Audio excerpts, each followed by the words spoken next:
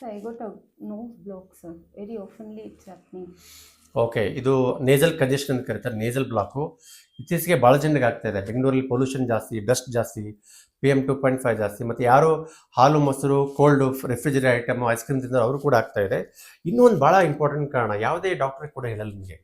ಏನು ಗೊತ್ತಾ, ನೋಡಿ ಇಲ್ಲಿ ಬೆನ್ನಲ್ಲಿ ಕೆಲವೊಂದು ಪಾಯಿಂಟ್ ಇದೆ, T3, T4, T5 ಅಂತ ಒಂದು ಪಾಯಿಂಟ್ ಇದೆ. ಈ ಥರ ನೋಡಿ, ಇಲ್ಲಿ ನಿಮಗೆ ಇಲ್ಲಿ ಪ್ರೆಸ್ ಮಾಡಿದರೆ ಪೇನ್ ಆಗುತ್ತೆ ಅಂತ ಹೇಳಿ ಹಿಂದೆ ಈ ಕಡೆ ತಿರುಗಿ ನೋಡಿ, ಇಲ್ಲಿ ಪೇನ್ ಆಗ್ತದೆ ನಿಮಗೆ. ಹಾಂ ನೋಡಿ, ಇಲ್ಲಿ ಪೇನ್ ಆದಾಗ ಏನಾಗುತ್ತೆ, ನಿಮಗೆ ಅಲರ್ಜಿ ಆಗುತ್ತೆ. ಅಲ್ಲಿ ಕೆಲವೊಂದು ಪಾಯಿಂಟ್ಸ್ ಇದೆ, ಲಂಗ್ ಸಪ್ಲೈ ಮಾಡೋ ನರ್ವ್ ಇದೆ, ಸ್ಪೈನ್ ನರ್ವ್. ಅವಾಗ ಏನಾಗುತ್ತೆ, ನಿಮಗೆ ಬ್ರೀದಿಂಗ್ ಸಮಸ್ಯೆ ಆಗುತ್ತೆ, ಒಂದು ನೋಸ್ ಬ್ಲಾಕ್ ಆಗುತ್ತೆ, ಸ್ಕಿನ್ ಅಲರ್ಜಿ ಆಗುತ್ತೆ.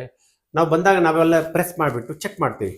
ನೋಡಿ ಈ ಥರ ಇಲ್ಲಿ ಈ ಥರ ಆಗಿರುತ್ತೆ, ಸಬ್ಲಕ್ಸೇಷನ್ ಅಂತ ಹೇಳ್ಬಿಟ್ಟು ಈ ನರ್ವ್ ಮೇಲೆ ಪ್ರೆಷರ್ ಬೀಳುತ್ತೆ.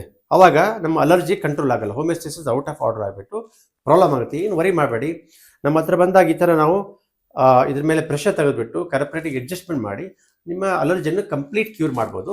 ಜೊತೆಗೆ ನಾವೇನು ಮಾಡ್ತೀವಿ, ನಿಮಗೆ ಡಯಟ್ ಇನ್ಸ್ಟ್ರಕ್ಷನ್ ಹೇಳ್ಕೊಡ್ತೀವಿ, ಗಟ್ ಮೈಕ್ರೋಬೈಟ್ ರಿನ್ಯೂವಲ್ ಮಾಡ್ತೀವಿ, ಯಾವುದೇ ಆಂಟಿಹಿಸ್ಟಮಿನೋ ಯಾವುದೇ ಸ್ಟೆರಾಯ್ಡ್ ಕೊಡದೆ ನ್ಯಾಚುರಲ್ ಆಗಿ ಲೈಫ್ ಟೈಮ್ ಅಲರ್ಜಿನ ಕ್ಯೂರ್ ಮಾಡ್ಕೋಬೋದು, including skin allergy like psoriasis ಮತ್ತು ವೈಟ್ ಸ್ಕಿನ್ ಪ್ಯಾಚಸ್ಸು ಎಲ್ಲ ಥರ ಅಲರ್ಜಿನ ಖಂಡಿತವಾಗಿ ಕ್ಯೂರ್ ಮಾಡ್ಬೋದು.